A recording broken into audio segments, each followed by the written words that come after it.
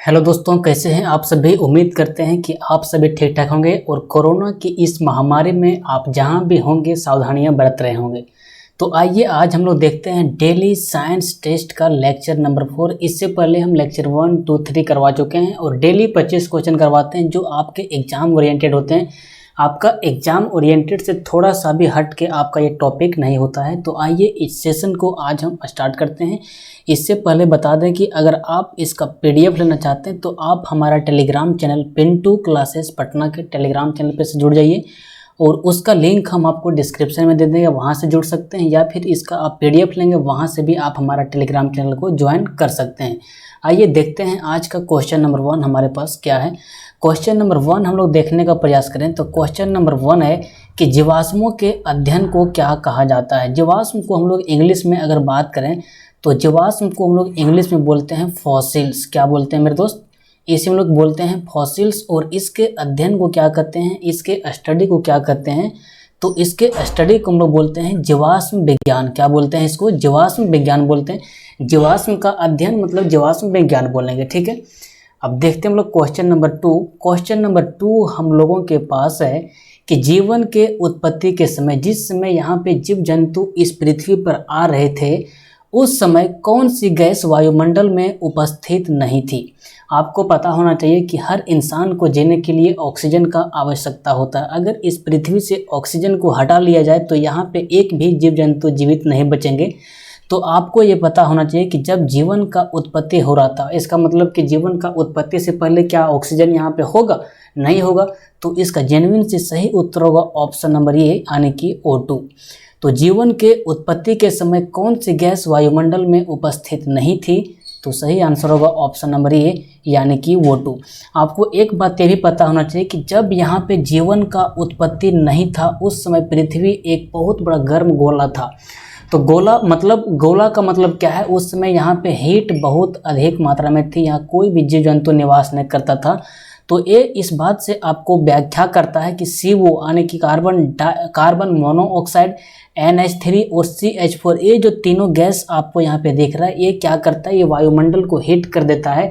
तो वायुमंडल को हीट करता है मतलब किसको हीट करता है? ये पृथ्वी को हीट करता है। तो आप इसका आंसर सही सलामत दे सकते हैं कि जीवन के उत्पत्ति के समय ऑक्सीजन नहीं था लेकिन और सारे गैस थे, मतलब कार्बन मोनोऑक्साइड था, आपका NH3 था और CH4, ये सारे गैस वायुमंडल में था जीवन के उत्पत्ति के पहले।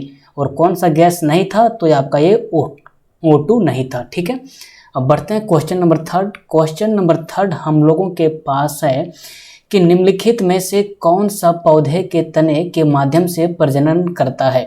आपको पता होना चाहिए कि अत्यधिक मतलब मैक्सिमम मात्रा में जो पेड़ पौधे होते हैं वो अपने शाखाओं से मतलब ब्रांच से आगे मतलब मान लीजिए कि ये आपका पेड़ है तो ये आपका तना से कम बढ़ता है, लेकिन ये अपना जो पत्तियां होती है उससे अधिक मात्रा में प्रजनन करता है, मतलब अपने आप को आगे बढ़ाता है। लेकिन यहाँ पे बोल रहा है कि निम्नलिखित में से कौन सा पौधा मतलब कौन सा प्लांट है जो तने के माध्यम से क्या करता है? प्रजनन करता है, मतलब रिप्रोडक्शन करता है। तो वो होगा आपका ये ऑप्शन नंबर यानी कि गुलाब। आपको ऑप्शन में यहाँ दे सकता है अनार नहीं, आपका अंगूर जो है भैया, अंगूर जिसे हम लोग इंग्लिश में बोलते हैं ग्रेप्स, ये भी जो है सो तने के माध्यम से ही क्या करता है? अपना प्रजनन करता है, अपना रिप्रोडक्शन करता है, ठीक है। अब बढ़ते हैं क्वेश्चन नंबर 4। क्वेश्चन नंबर 4 हमारे पास है कि निम्न में से कौन सा जिम्नोस्पर्म है। सबसे पहले आप समझिए कि जिम्नोस्पर्म होता क्या है, ये आपको बॉटनी में पढ़ना पड़ता है, बायोलॉजी सेक्शन के अंदर। जिम्नोस्पर्म का मतलब होता है भैया अनावृत बीज, मतलब जिसका बीज के ऊपर कोई खोल ना हो उसे हम लोग बोलते हैं अनावृत बीज। जिम्नोस्पर्म GYMNOSPERM, इसको हम लोग इंग्लिश में बोलते हैं। इसे आप आसानी से याद रख सकते हैं। जिम जब कोई स्टूडेंट करने के लिए जाता है, मतलब ये याद करवाने का लेक्चर मतलब समझने का एक तरीका होता है। जिम करने जब कोई बंदा जाता है तो वो अपने बॉडी पार्ट्स मतलब कपड़े को खोल देता है। तो कपड़े खोल देता है मतलब क्या हो जाता है? वो हो जाता है समझिए एक प्रकार से नंगा, और नंगे बीज को हम लोग बोलते हैं जिम्नोस्पर्म। क्या बोलते हैं मेरे दोस्त? जिम्नोस्पर्म। तो यहाँ पे आप देखेंगे तो ऑप्शन नंबर ए जो है आपका चीड़ का पौधा, चीड़ का जो पेड़ होता है ये अपने आप में एक जिम्नोस्पर्म है। इसका जो बीज होता है इसके बीज के ऊपर खोल नहीं होता है। तो इसको आप कह सकते हो कि जो चीड़ होता है वो एक प्रकार का जिम्नोस्पर्म है। ठीक है, अब बढ़ते हैं क्वेश्चन नंबर 5 की ओर। क्वेश्चन नंबर 5 हमारे पास है कि सब्जी के रूप में खाया जाने वाला छत्रक है। कुछ टेक्निकल टर्म को आपको समझना काफ़ी आवश्यक होता है। जैसे यहाँ पे आपको मिल गया है छत्रक, आप कहोगे भैया छत्रक होता क्या है। तो छत्रक को जैसे हम इंग्लिश ट्रांसलेट करेंगे मशरूम, तो आप कह दोगे हाँ इसे जानते हैं, मशरूम को हम लोग खाते भी हैं। तो बोल रहा है कि सब्जी के रूप में खाया जाने वाला छत्रक इसमें से कौन सा है। तो ये ऑप्शन नंबर ए जो आपको यहाँ दिख रहा है फफूंदी, ए इसका सही उत्तर होगा। फफूंदी एक प्रकार का समझ लीजिए आप छत्रक है, मतलब मशरूम है, जिसे सब्जी के रूप में क्या किया जाता है, खाया जाता है। ठीक है, क्वेश्चन नंबर 5 हो गया। बढ़ते हैं क्वेश्चन नंबर 6 की ओर। क्वेश्चन नंबर 6 हम लोगों के पास है कि निम्नलिखित में से किसमें रक्त नहीं होता किंतु वह सांस लेता है।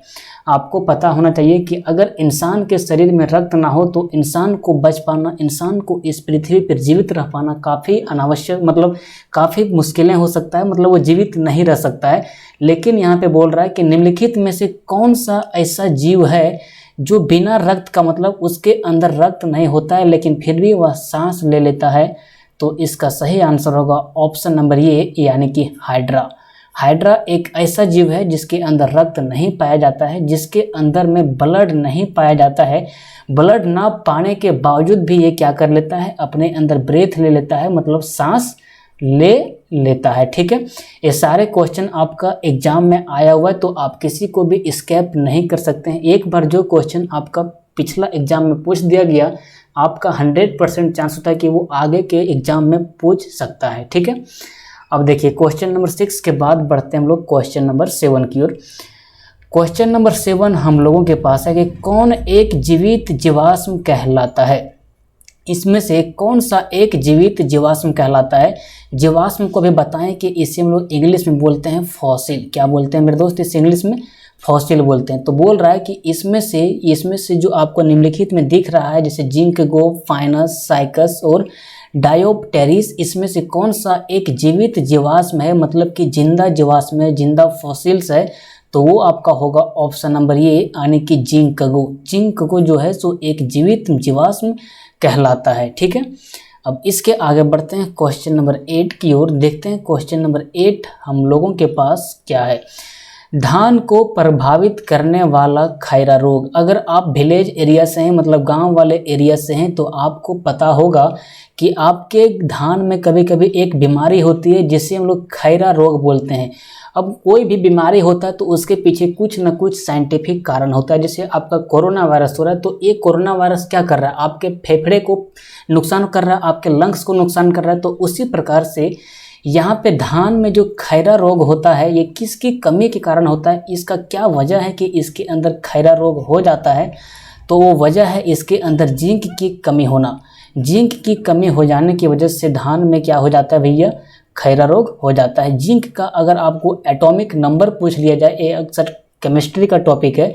जिंक का अगर आपको एटॉमिक नंबर पूछ लिया जाए तो इसका होता है 30, इसका होता है 30 क्या, एटॉमिक नंबर। ठीक है, इसका होता है 30 एटॉमिक नंबर। ठीक है, अब आगे बढ़ते हैं क्वेश्चन नंबर 9 की ओर। क्वेश्चन नंबर 9 हमारे पास है कि कैंसर से लड़ने के लिए कौन सा जानवर उपयोगी है। कैंसर अक्सर हर कोई इसका नाम सुनता है, लेकिन उसे इस बात का समझ नहीं आता है कि कैंसर होता क्या है।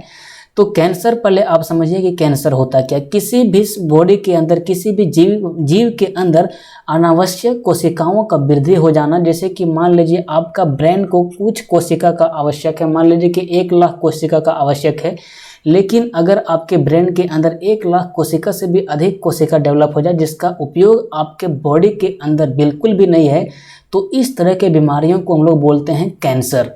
तो यहाँ पे बोल रहा है कि कैंसर से लड़ने के लिए कौन सा जानवर उपयोगी है, कौन सा जानवर कैंसर से लड़ने के लिए उपयोगी है।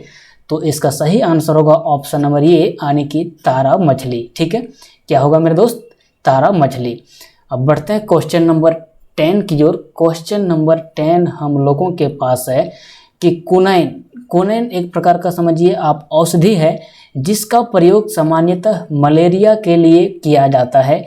एक पौधे से प्राप्त होती है, बिल्कुल सही है, ये जो कुनैन है एक पौधा से प्राप्त होता है। तो बोल रहा है कि पौधे के किस भाग में यह औषधि निकलती है। जैसे आपको अगर पूछ लिया जाए कि अगर आप मान लीजिए कि आम को पेड़ से तोड़ते हैं तो आम कहाँ मिलता है पेड़ में, पेड़ के कह सकते हो आप ब्रांच में मिलता है आम। अगर मान लीजिए आप जामुन को पेड़ से तोड़ते हैं तो इसे भी आप बोलते हैं कि ये भी पेड़ का ब्रांच में पाया जाता है, मतलब उसकी शाखाओं में पाया जाता है। तो उसी प्रकार से ये जो कुनैन है इसको कहाँ से लाया जाता है, मतलब इसे कहाँ से निकाला जाता है। आखिर पेड़ पौधा का कोई तो पार्ट होगा जहाँ से कुनैन को निकाला जाता है। तो इसका सही आंसर होगा ऑप्शन नंबर ए, यानी कि तने की छाल से। मान लीजिए कि ये आपका पेड़ है कुनैन का और ये आपका तना है, ये आपका पूरा तना है और तना का जो छाल होता है ऊपरी सिरा, ऊपरी भाग, इसे हम लोग बोलते हैं छाल। तो तने की छाल से क्या किया जाता है मेरे दोस्त, कुनैन से मतलब एक प्रकार का औषधि निकाला जाता है जिससे मलेरिया का उपचार किया जाता है। ठीक है, अगर आपको मेरा फेस देखने में किसी भी तरह का दिक्कत हो तो ये टेक्निकल प्रॉब्लम हो सकता है, क्योंकि यहाँ पे थोड़ा सा कुछ सिस्टम में गड़बड़ी चल रहा है। ठीक है, तो शायद कोई तरह का प्रॉब्लम होना नहीं चाहिए, हर तरह से सब कुछ ठीक ठाक है। चलिए क्वेश्चन नंबर 11 की ओर बढ़ते हैं। क्वेश्चन नंबर 11 हम लोगों के पास है मेरा दोस्त, दो समानांतर दर्पणों के बीच, समानांतर को हम लोग इंग्लिश में बोलते हैं पैरेलल। कुछ ऐसे वर्ड होते हैं जिसे आपको इंग्लिश और हिंदी दोनों में जानना काफ़ी आवश्यक होता है। तो दो समानांतर दर्पणों के बीच कितने प्रतिबिंब देखे जा सकते हैं। प्रतिबिंब का मतलब आप समझिए आपका ही इमेज को अत्यधिक मात्रा में फोटोकॉपी कर देना। जिस तरह से मान लीजिए कि आप आईने के अंदर अपना फेस देखते हो तो आप अपना प्रतिबिंब देखते हो, मतलब ये आपका है बिंब। बिंब का मतलब होता है वस्तु, और यही वस्तु का एक डुप्लीकेट कर देना प्रतिबिंब कहलाता है। जैसे हमारा फेस यहाँ पे, इसी को अगर हम आईना में देखेंगे तो आईना में जो हमारा इमेज दिखेगा उसे हम प्रतिबिंब बोल सकते हैं। तो यहाँ पे बोल रहा है कि दो समानांतर दर्पणों के बीच कितने प्रतिबिंब देखे जा सकते हैं। मान लीजिए कि ये आपका दो समानांतर दर्पण है। ठीक है, ये आपका दो समानांतर दर्पण है। देखिए इसके बीच में कोई प्रकार का एंगल नहीं है, मतलब इसके बीच में 0 डिग्री एंगल है। यहाँ जहाँ भी आपको समानांतर का बात कर दी जाए, आपको मैथ सेक्शन में अगर आप ज्योमेट्री पढ़ोगे तो वहाँ भी समानांतर के बात आता है। तो दो समानांतर रेखाओं के बीच में कोई भी एंगल नहीं होता है, कोई भी कोण नहीं होता है, मतलब 0 डिग्री कोण होता है। तो यहाँ पे देखिए कि बोल रहा है दो समानांतर दर्पणों के बीच कितने प्रतिबिंब देखे जा सकते हैं। तो प्रतिबिंब की संख्या को देखने के लिए एक फार्मूला होता है जिसे आप देखेंगे, इसको प्रतिबिंब की संख्या को देखने के लिए एक फार्मूला होता है। वो फार्मूला होता है 360/θ-1। 360/θ-1 इसका एक फार्मूला होता है। इसी फार्मूला से हम लोग निकालते हैं कि अगर दर्पण को पैरेलल रखा जाए तो कितना इमेज बनेगा, मतलब कितना उसका प्रतिबिंब बनेगा। अगर दर्पण को परपेंडिकुलर मतलब कि समकोण पर रखा जाए तो उसके बीच में उसके आमने सामने कितना प्रतिबिंब बनेगा। अगर उस दर्पण को 45 डिग्री के कोण पर रखा जाए तो उसके अंदर कितना प्रतिबिंब बनेगा। तो उसी प्रकार से बोल रहा है कि दो समानांतर दर्पणों के बीच कितने प्रतिबिंब देखे जा सकते हैं। तो यहाँ पे अगर आप फार्मूला पे बैठाओगे 360/θ-1, दो समानांतर दर्पण के बीच में कितना कोण होगा, 0 डिग्री का कोण होगा। तो यहाँ पे अगर हम 0 डिग्री बैठाएंगे 360/0-1, किसी भी संख्या को अगर हम 0 से भाग देते हैं तो वो इन्फिनाइट हो जाता है। ये आप सभी को पता होना चाहिए, मैथ में हर कोई इसे पढ़ा होता है कि किसी भी संख्या को अगर हम 0 से भागा दे दें तो वो इन्फिनाइट हो जाता है। तो 360/0 मतलब हो गया यहाँ पे आपका इन्फिनाइट, और इन्फिनाइट में कुछ भी घटाएंगे तो हमारा इन्फिनाइट ही बचता है। तो आप कह सकते हो कि दो समानांतर दर्पणों के बीच अनंत मतलब कि इन्फिनाइट प्रतिबिंब देखे जाते हैं। आप सैलून में अक्सर देखे होंगे जब दोनों साइड से मिरर लगा होता है तो आपका इमेज लाखों की संख्या में दिखता है। भले आपको कुछ दूर तक सीमित दिखता है लेकिन उसके आगे भी इमेज को मतलब वो बनाते रहता है, प्रतिबिंब को बनाते रहता है। तो दो समानांतर दर्पणों के बीच जो प्रतिबिंब देखे जा सकते हैं वो कितना होगा, वो होगा अनंत मतलब कि इन्फिनाइट। ठीक है, अब आगे बढ़ते हैं क्वेश्चन नंबर 12। क्वेश्चन नंबर 12 में हमारे पास है दो समतलीय शीशे एक दूसरे के समानांतर रखे गए हैं। यदि एक वस्तु को इन दोनों के बीच रखा जाए तो कुल प्रतिबिंब कितने बनेंगे। देखिए वही सेम क्वेश्चन है, यहाँ पे बोल रहा है दो समतलीय शीशे एक दूसरे के समानांतर रखे गए हैं, मतलब एक शीशा यहाँ पे है और एक शीशा यहाँ पे।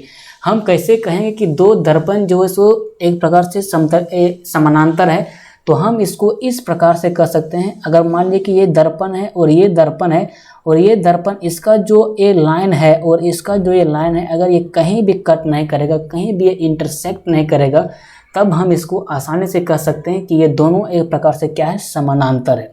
तो यहाँ पे बोल रहा है कि दो समतलीय शीशे एक दूसरे के समानांतर रखे गए हैं। यदि एक वस्तु को इन दोनों के बीच में रखा जाए, मतलब यहाँ पे कोई वस्तु को रख दिया जाए, तो कुल कितने प्रतिबिंब बनेंगे। ये दोनों दर्पण देखिए भैया एक प्रकार से हमारा पैरेलल है, मतलब कि ये समानांतर है, और समानांतर होने के कारण इन दोनों के बीच में कितना कोण बनता है, ये 0 डिग्री का क्या बनता है, कोण बनता है। और जैसे ही 0 डिग्री का कोण बनता है, इसका फॉर्मूला हम लोग बैठाते हैं 360 डिग्री बटा 0 -1, और आंसर आता है इन्फिनाइट, मतलब इसका आंसर हम मार देंगे अनंत। तो दो समतलीय शीशे एक दूसरे के समानांतर रखे गए हैं। यदि एक वस्तु को इन दोनों के बीच में रखा जाए तो कुल कितने प्रतिबिंब बनेंगे, तो इसका आंसर होगा अनंत, मतलब कि इन्फिनाइट बनेंगे। ठीक है, अब आगे बढ़ते हैं क्वेश्चन नंबर 13 की ओर। क्वेश्चन नंबर 13 हमारे पास है कि दर्पण बनाने में निम्नलिखित में से किसे उपयोग में लाया जाता है। दर्पण बनाने में निम्नलिखित में से किसे उपयोग में लाया जाता है। दर्पण बनाना काफ़ी आसान होता है। अगर आप एक शीशा ले लिए और शीशा का एक साइड मान लीजिए कि इधर से आप देख रहे हैं और दूसरे साइड से अगर इस पर कोई मतलब सिल्वर नाइट्रेट का लेपन कर देते हैं, तो ये ऑटोमेटिक ही एक प्रकार से क्या बन जाता है भैया, एक प्रकार से ये दर्पण बन जाता है। तो ये मान लीजिए कि आपका कांच है, मान लीजिए शीशा है, तो शीशा का एक साइड में क्या किए आप सिल्वर नाइट्रेट का क्या कर दिए, लेप लगा दिए, मतलब इसके ऊपर इसका लेपन हो गया। और लेपन जैसे होगा भैया, आपको दूसरे साइड से आपका फेस दिखने लगेगा और ये एक प्रकार से दर्पण का काम करेगा, मतलब कि ये एक प्रकार से मिरर का काम करेगा। किसका काम करेगा मेरे दोस्त, मिरर का काम करेगा।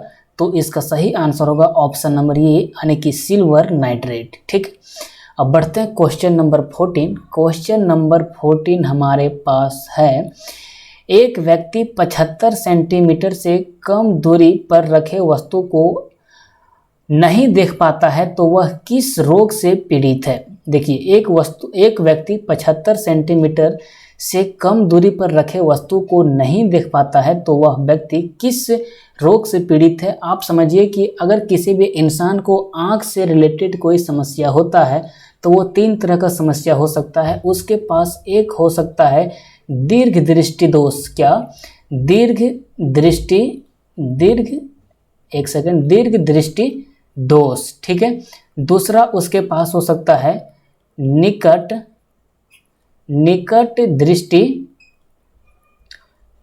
दृष्टि दोष, और तीसरा उसके पास हो सकता है जरा दूर दृष्टि दोष। इसे हम लोग बोलते हैं इंग्लिश में हाइपरमेट्रोपिया। और निकट दृष्टि दोष को हम लोग बोलते हैं मायोपिया, और जरा दूर दृष्टि दोष को हम लोग बोलते हैं प्रेसबायोपिया। दीर्घ दृष्टि दोष वैसे दोष को बोलते हैं जिस इंसान को दूर की वस्तु आसानी से दिख जाए। जिस इंसान को दूर की वस्तु उसे आसानी से दिख जाए, लेकिन उसको निकट की वस्तु देखने में प्रॉब्लम हो, वैसे इंसान को दीर्घ दृष्टि दोष कहा जाता है। कि मतलब ये आदमी जो है वो दीर्घ दृष्टि दोष से क्या है, पीड़ित है।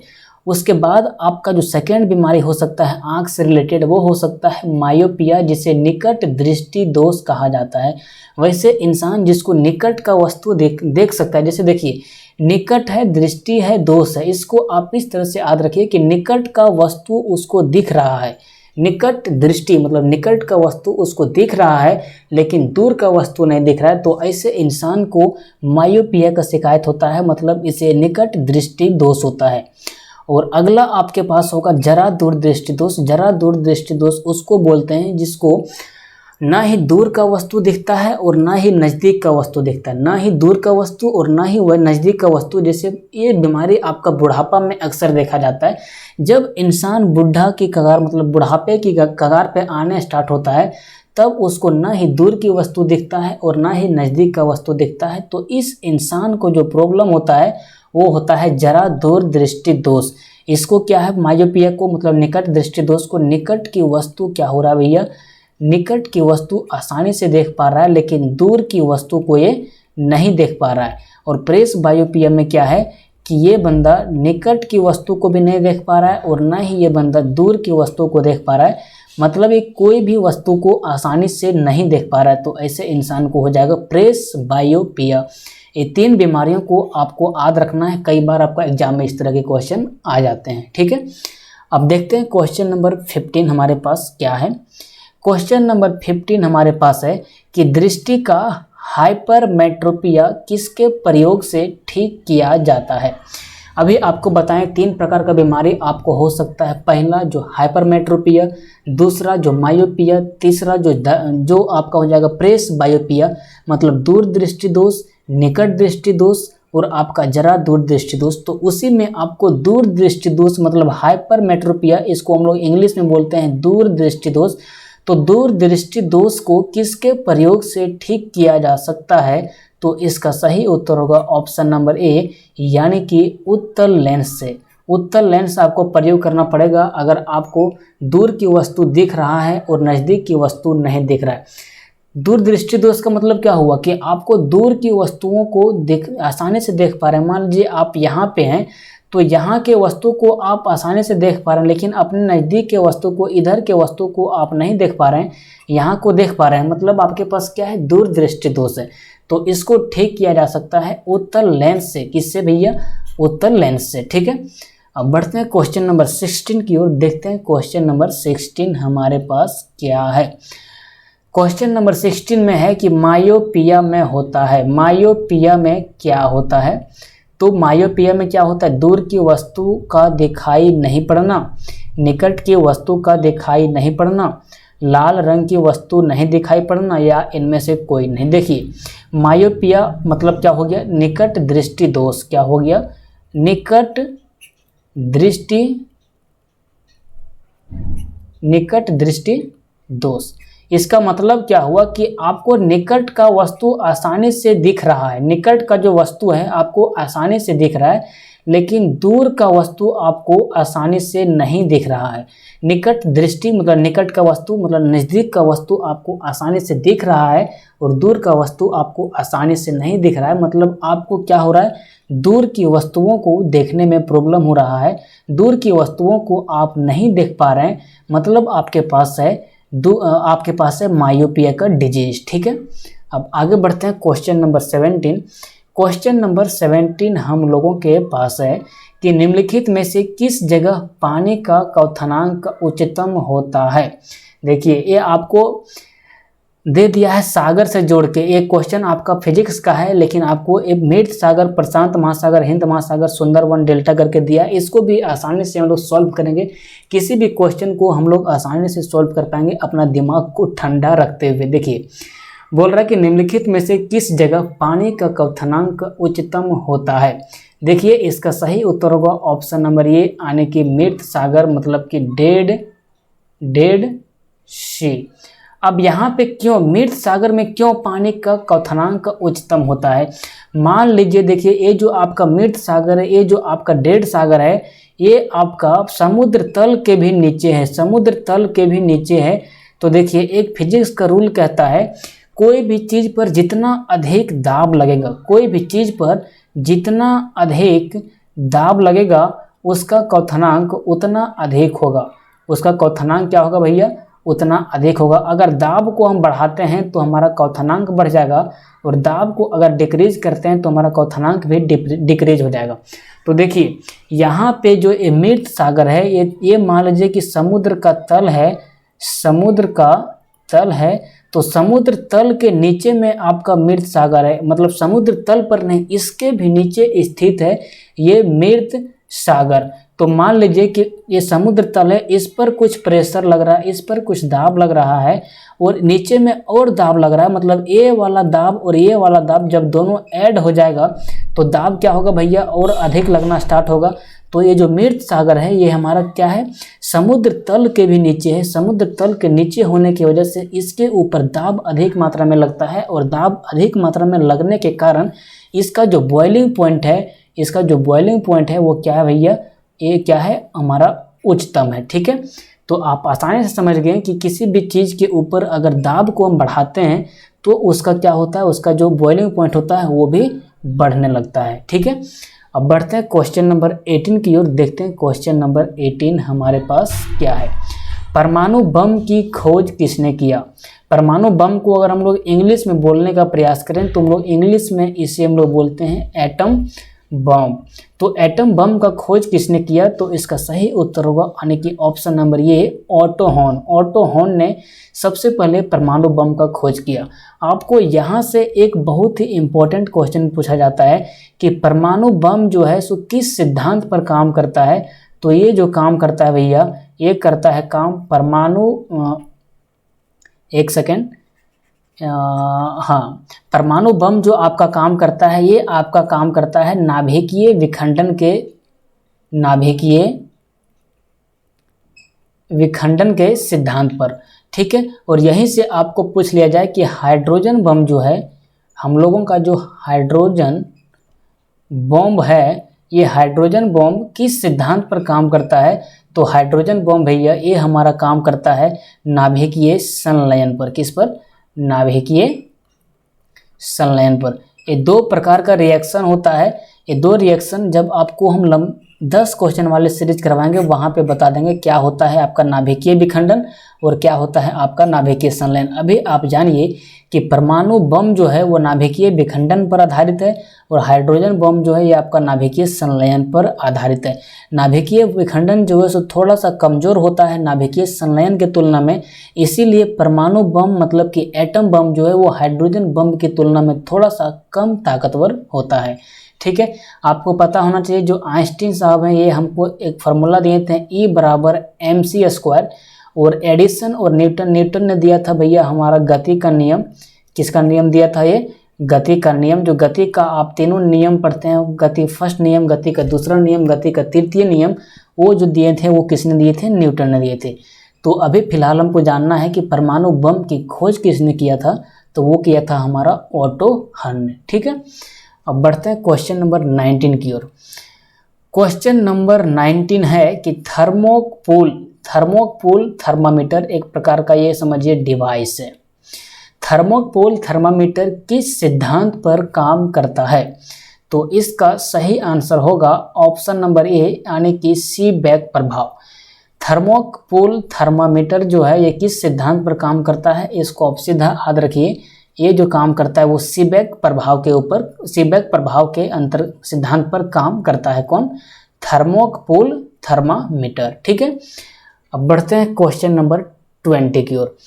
क्वेश्चन नंबर 20 हमारे पास है, एक थर्मामीटर बनाने में एक ऐसे तत्व आवश्यक है जो एक थर्मामीटर बनाने में एक ऐसे तत्व का आवश्यक है। तत्व को इंग्लिश में बोलें तो इसे हम लोग बोल सकते हैं एलिमेंट। ठीक है, अब देखो एक थर्मामीटर बनाने में एक ऐसे एलिमेंट का आवश्यक है जो क्या कर सकता है, जो गर्म या ठंडा किया जाए तो उसमें समान परिवर्तन हो। इसका सही उत्तर ये होगा। क्यों होगा सो समझिए पहले आप। थर्मामीटर में आप अक्सर देखते, एक सेकेंड, थर्मामीटर में आप लोग जानते हैं कि थर्मामीटर के अंदर में भरा रहता है भैया पारा। थर्मामीटर में पारा भरा रहने की वजह से ये आपका टेम्परेचर जब कम होता है, आपका शरीर का टेम्परेचर कम होता है तो ये आपका शरीर का टेम्परेचर कम बताता है। आपका शरीर का टेम्परेचर ज़्यादा होता है तो आपका शरीर का टेम्परेचर ज़्यादा होता है। तो पारा एक प्रकार का धातु है। ये धातु का सबसे मुख्य काम ये होता है कि ये टेम्परेचर को डिसाइड करता है। अगर टेम्परेचर कम रहा तो टेम्परेचर कम दिखाएगा, अगर टेम्परेचर ज़्यादा रहा तो टेम्परेचर ज़्यादा दिखाएगा। पारा इसके अंदर भरा रहता है। समझिए अगर आपका टेम्परेचर कम रहेगा तो थर्मामीटर में पारा जो सो ज़्यादा ऊंचा तक नहीं रहेगा, और अगर आपका बॉडी का टेम्परेचर ज़्यादा रहा, मतलब आपको बुखार रहा, तो आपके थर्मामीटर में जो पारा है वो ऊपर की ओर चढ़ जाएगा। मतलब ये बताता है कि आपके बॉडी के अंदर टेम्परेचर ज़्यादा है, आपके बॉडी के अंदर हीट ज़्यादा है, मतलब आपको बुखार है। तो देखिए, एक थर्मामीटर बनाने में एक ऐसे तत्व का आवश्यक है जो गर्म या ठंडा किया जाए तो उसमें समान परिवर्तन हो। मतलब अगर आपका शरीर ठंडा हो तो आपको टेम्परेचर कम दिखाए, आपका शरीर गर्म हो तो आपका टेम्परेचर ज़्यादा दिखाए। ये एक सामान्य थर्मामीटर का काम होता है। ठीक है, ये था आपका क्वेश्चन नंबर 20। अब आते हैं क्वेश्चन नंबर 21। क्वेश्चन नंबर 21 हमारे पास है मेरे दोस्त, क्या है कि लोहे का शुद्धतम रूप क्या है। लोहे का प्योर रूप क्या है। आप अक्सर हर जगह लोहा देखते होंगे। आप कोई फैक्ट्री में लोहा देखते होंगे, कोई घर फाउंडेशन होता है तो वहाँ पे लोहा देखते होंगे, कई जगह पे आप लोहा को देखते होंगे। लेकिन क्या आपको पता है लोहा का शुद्धतम रूप क्या है। तो इसका आंसर जो होगा लोहा का शुद्धतम रूप, उसका सही आंसर होगा ऑप्शन नंबर ए, यानी कि पीटवां लोहा। लोहा कई प्रकार के होते हैं, पीटवां लोहा होता है, ढलवां लोहा होता है। ठीक है, दो प्रकार के बेसिकली लोहा होते हैं, और भी प्रकार के होते हैं लोहा, लेकिन बेसिकली हम लोगों को पढ़ना पड़ता है पीटवां लोहा और ढलवां लोहा। तो लोहे का जो शुद्धतम रूप होता है वो होता है पीटवां लोहा। अब इसको आप याद कैसे रखोगे भैया कि पीटवां लोहा, कैसे हम इसे याद रखेंगे। पीटवां लोहा लोहे का शुद्ध रूप होता है। तो देखिए यहाँ पे जो पीटवा है, ये पूरा पीटवा को आप अगर उठाएंगे तो देखिए कोई भी लड़का, इसको देखिए आसानी से आप याद कैसे रख सकते हो। कोई भी लड़का अगर मान लीजिए कोई लड़की को छेड़ दे, कोई भी लड़का अगर मान लीजिए कोई लड़की को छेड़ दे तो उसका गार्जियन क्या करता है, उस लड़के को दबा के पहले पीटता है। उस लड़के को दबा के क्या करता है भैया, पीटता है। तब लड़का क्या होता है, सुधर जाता है। मतलब लड़का जो है सो पहले हरामीगिरी काम करता था, उस काम को वो करने के लिए छोड़ देता है। तो देखिए यहाँ पे जो पीठ जो है, पीठ से हमारा बन गया पीटवा और शुद्ध से हमारा बन जाएगा शुद्ध। तो देखिए कितना आसानी से आप इसे रिकॉल कर पा रहे हैं कि पीटवा और शुद्ध। पीटवा लोहा कौन सा हो, पीटवा जो लोहा होता है ये क्या होता है, लोहे का शुद्धतम रूप होता है। इस तरह से आप निमोनिक लगा के बहुत आसानी से लंबे लंबे सवालों को, या बहुत अधिक मात्रा में अगर कोई कॉम्प्लिकेटेड क्वेश्चन है उसे भी याद कर सकते हैं।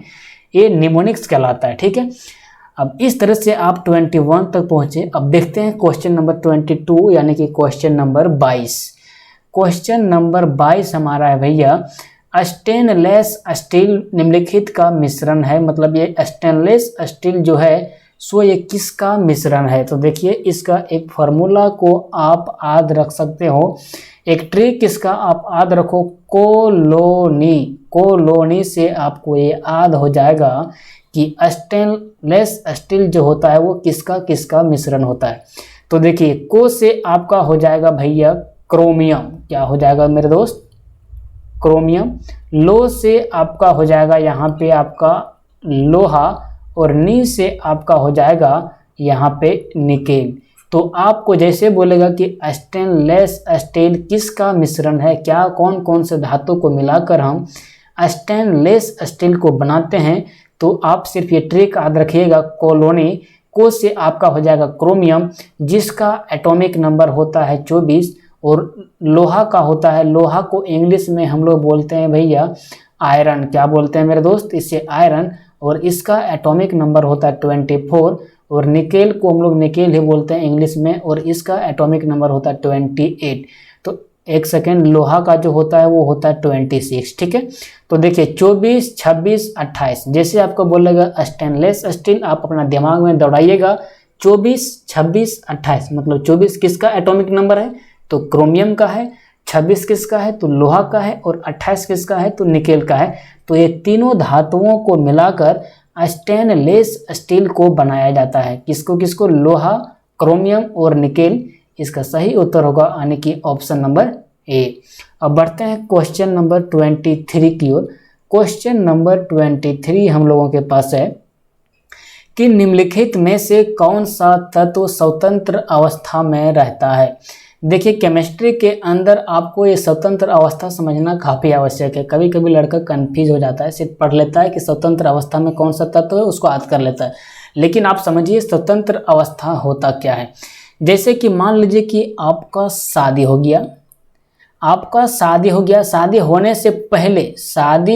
से पहले आप क्या थे भैया, आप थे सिंगल, ठीक है। और जब आपका शादी हो जाता है, शादी होने के बाद आप हो जाते हैं डबल।